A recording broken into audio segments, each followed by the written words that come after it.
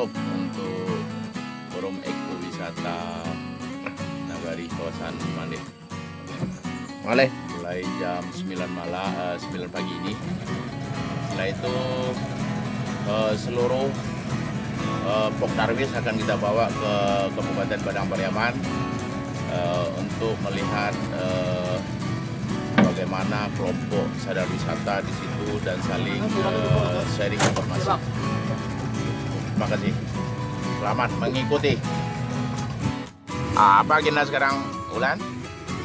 Saya mewakili, saya mau pelatihan kuliner ke Sungai Nyalo, mewakili dari kampung Kapo-Kapo, ekosistem kuliner wisata. Dari mana? Forum Eko Wisata Bahari. Oke, kasih ya Ulan ya. Ya. Bima? Gimana, sehat? Sehat, alhamdulillah. Apa kegiatan Bima sekarang? Oh, saya pelatihan pemandu selam, Pak. Di mana kegiatannya? Kegiatannya di Sungai Nyalo. Halo. Ya, Ya. Sudah pernah nyelam Bima selama ini? sering sekali, Pak. Oh, sering nyelam. Ya. Nyelam pakai alat atau enggak?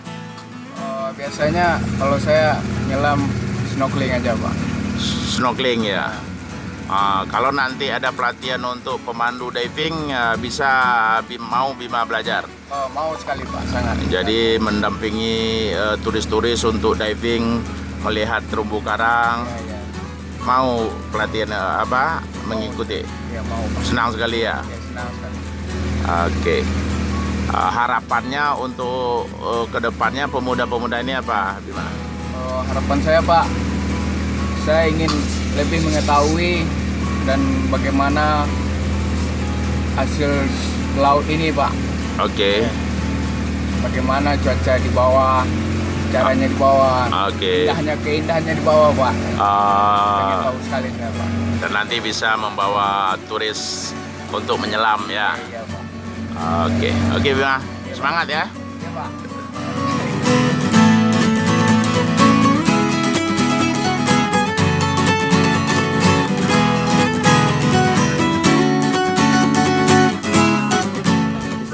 Apa program Pak In sekarang?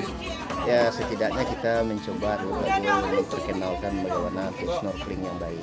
Oke. Dan perkenalkan sedikit, kita ramu lah wisata snorkeling itu dengan konservasi terumbu karang. Jadi tidak kalau kita sederhana aja dulu. Siap. Kini kita kan ikut tindak lanjut pemberdayaan masyarakat di kelompok wisata yang sudah kita bentuk tahun 2015 lalu. Ya. Jadi mungkin awak lebih fokus kepada bagaimana peningkatan kapasitas usaha ekonomi masyarakat. Selain hari ini kita dari 9 atau 10 kelompok wisata yang kita bentuk, kita lakukan semacam pembinaan lanjutan khusus untuk kelompok bidang homestay, bidang kuliner, bidang wisata, transportasi dan lain-lain.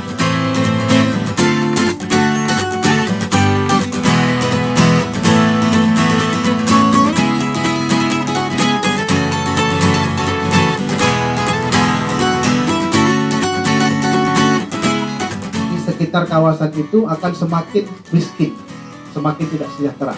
Oleh karena itu, pariwisata ini harus membawa dampak untuk kesejahteraan masyarakat.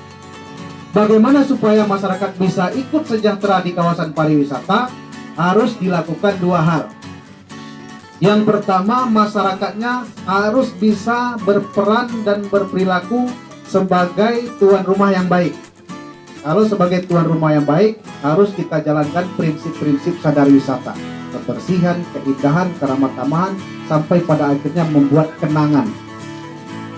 Ini dalam kelompok yang ada kini gua di destinasi masing-masing. Coba kita cari dari segi kebersihan, alah beraksi atau alun, alah tertib atau alun, alah ramah atau alun, alah ada standar tentang harago kuliner atau alun, standar buat alah ada dan sebagainya.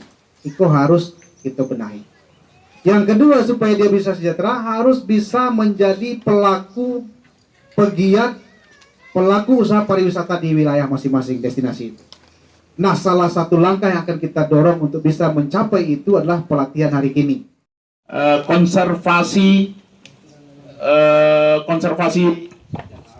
laut, ya konservasi, ya terus Yang konservasi mana? Berapa orang yang datang? Ref, ada 2 orang. Nah, itu nomor 4 ya, dicoret cenderamata konservasi. Yang 5 tetap. Itu termasuk air itu termasuk bersih ya.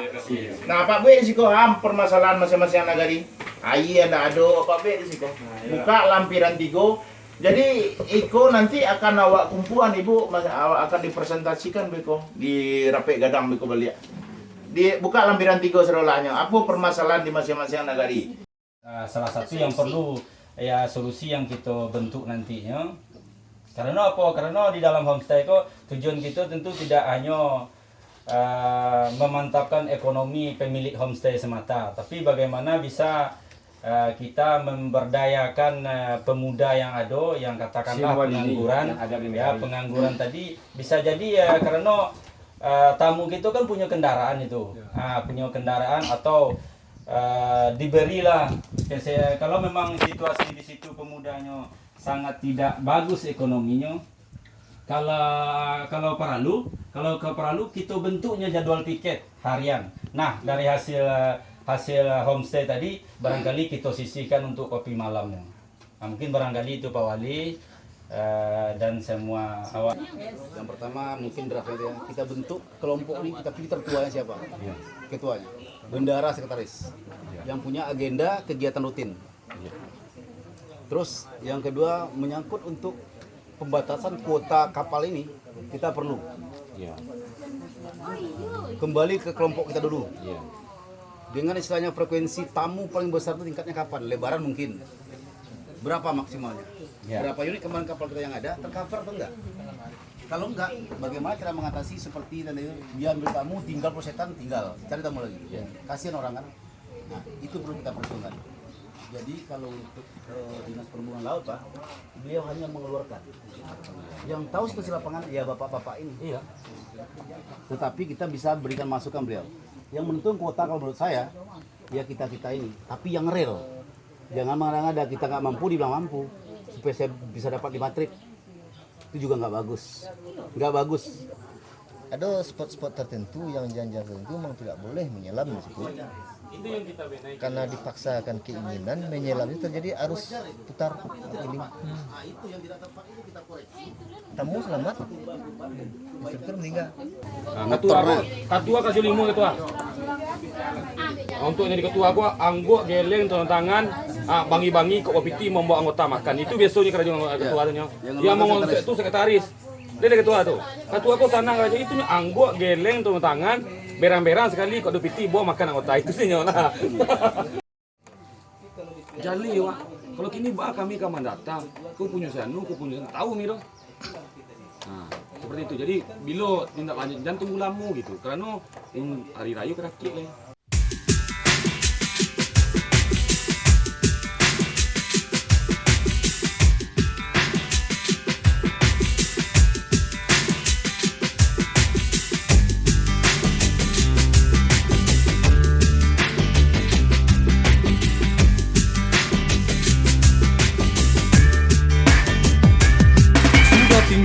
Tinggalkan saja semua persoalan, waktu kita sejenak untuk membebaskan pikiran. Dan biarkan terbang tinggi sampai melayang jauh menembus awan. Sementara tinggalkan semua aturan yang kadang terlalu mengikat dan tak beralasan man. Memang benar niman, kita perlu cooling down dan melonggarkan pakaian.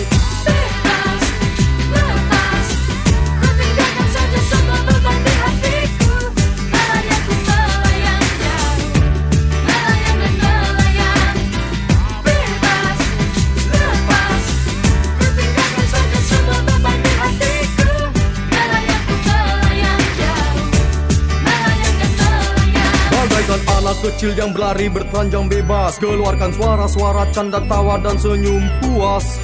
Berteman siraman hujan di lapang yang luas, tak gentar gelegar petir yang mengaum buas. Yang penting semua senang kawan sejak kehadiranmu. Bumi terkekeh riang, dadaku berdentang. Didi-didi-dom, didi-dom, dega-degan daga digiduk, digidum.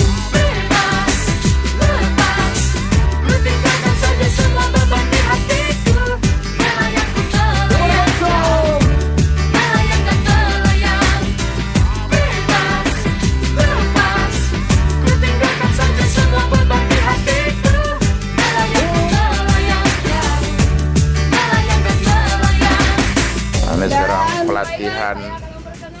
pelatihan pemandu wisata dari Saya akan memperkenalkan driver kita, yaitunya Bapak Safi'i, dan co-drivernya didampingi sama Pak Rudi. Semoga perjalanan kita bisa selamat sampai tujuan. Baiklah, perkenalkan saya akan memandu kalian. Oh, jangan. Baiklah,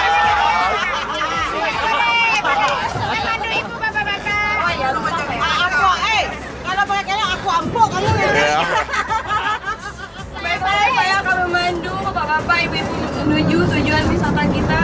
Perkenalkan diri saya bernama Arsy Firvita. Biasa dipanggil aja dengan Ivar, supaya lebih akrab ya bapak-bapak, ibu-ibu.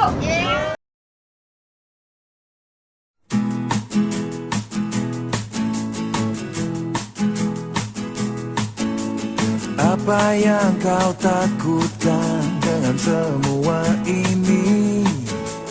Bukankah kesedihan? ini rombongan disambut di rumah Tabui Padang Pariaman yang luar biasa. Memang sudah bagus sekali. Bu Neneng, reporter, di mana kita sekarang? Ini namanya di Rumah Tabu, Oke. Pariaman. Nah, jadi teman-teman mau memasuki Rumah Tabu. Acaranya ngapain aja sini? Makan. Apa Pak? Tabui. Iya, Rumah Tabu. Gimana makan malamnya enak? Apakah kenyang ibu-ibu, bapak-bapak? Ini dari peserta. Jadi cara selanjutnya ya. Kita selanjutnya. Kayaknya di sini kita akan nonton video. Video Tabu yang dari Khas Pariaman ya kak. Nah, berarti kita akan menyaksikan videonya ya bapak-bapak, ibu-ibu. Kelelahan.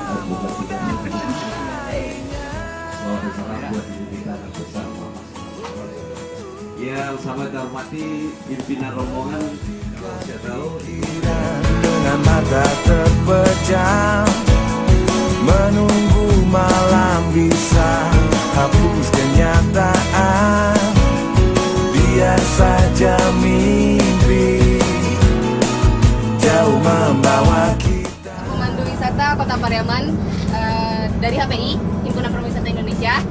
Pagi ini kegiatan kita bakal jalan ke Penangkaran Penyu dulu di daerah Ampalu. Penangkaran Penyu sekitar 2 kilo dari sini. Assalamualaikum warahmatullahi wabarakatuh. Ketemu lagi sama saya dari Garisata Pulau Mandeh. Baiklah, kita akan menuju kawasan.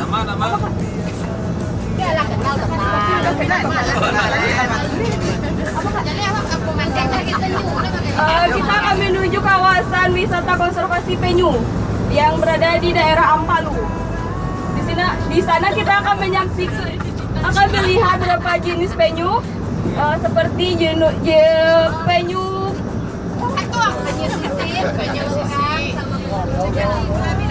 sisik, penyu lekang sama penyu hijau. Di sana juga kita akan melihat bagaimana penyu itu bertelur dan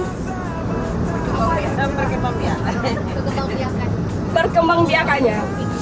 Dan perjalanan kita nggak lama lagi, cuma 5 menit lagi bapak-bapak, ibu-ibu. Yang sabar ya.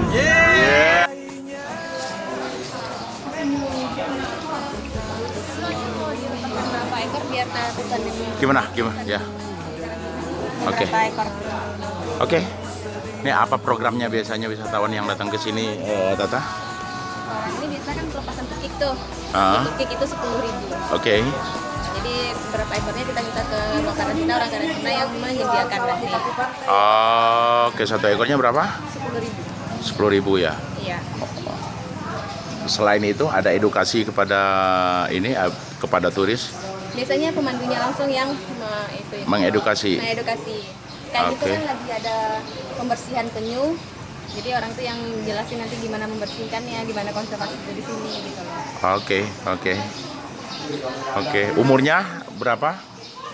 Kalau yang segede ini sekitar 5 sampai 7 tahunan. 5 sampai 7 tahun. Iya. Oke. Kira-kira Gede banget sebelah sana. kira-kira di mana nanti memungkinkan kalau minta ilmunya dari sini dibuat juga di Mandeh memungkinkan? Memungkinkan kalau misalnya ada kerjasama tentang sharing ilmu gitu kan. Oke, ini di bawah kementerian. Kementerian. Oke. Provinsi, kementerian ada di sini gitu. Oke. Tapi yang benar-benar meng-cover ini semua ya dinas kelautan Kota Pariaman. Dinas Kelautan. Oh, Dinas Kelautan, bukan Perwisata ya? Itu kerjasama. Kerjasama ya? Jadi eko itu jadi edutourism gitu kan. Ya, menjadi edutourism. Oke. Kasih Tata ya. Iya.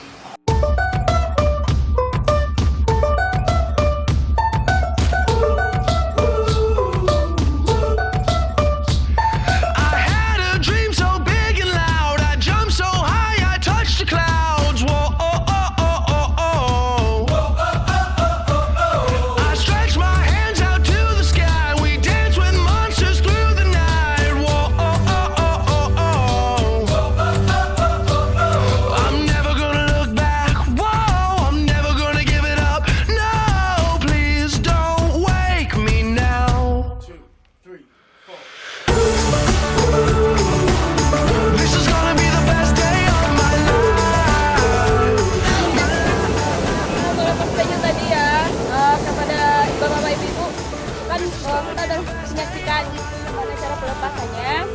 Dan penyu ini kalau untuk satu tuki harganya untuk pelepasan 10.000. Dan tadi kita masuk kan kita nggak bayar karena kita dari dinas pariwisata. Kalau untuk masuk dari umum kita bayar 5.000 per orang. Ya.